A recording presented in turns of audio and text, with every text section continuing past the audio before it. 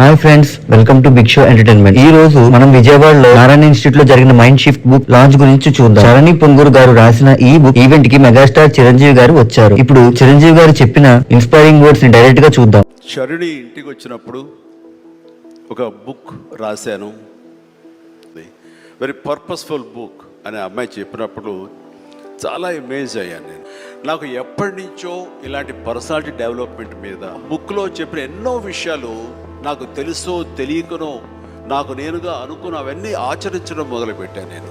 అది నాకు ఎంతో హెల్ప్ అయింది. ఓ ఇలా ఉంటుందా అన్నది. మనం ఒక గాడిన పడి అదే ధోరణిలో ఒక గానుగెద్దులాగా కష్టపడతాం. ప్రతి వాళ్ళు కష్టపడతారు. బట్ ఆ కష్టపడటంలో స్మార్ట్గా కష్టపడతారా, హార్డ్ వర్క్ తోటి వాళ్ళు కష్టపడుతున్నారా అనే దాని మీద మనం ఆలోచించుకుంటే కనుక అదే గానుగెద్దులాగా అదే కష్టంతో అలాగే జీవితాన్ని వెళ్ళదీసే వస్తారు. అట్లాగే ఏదో టైంలో రిటైర్డ్ అయిపోతారు, జీవితం చాలిస్తారు, ఇది చాలు ఈ జన్మకి ఇంతే అనుకుంటారు. అది కరెక్ట్ కాదు. మైండ్ షిఫ్ట్ చేయడం మూలంగా కష్టపడే మనస్తత్వం ఉంటే నీ ఇష్టమైనటువంటి ప్రొఫెషన్లో కనుక నువ్వు ఉండగలిగితే ఆ రాణింపు, ఆ వెళ్ళే హైట్స్ అది వేరే.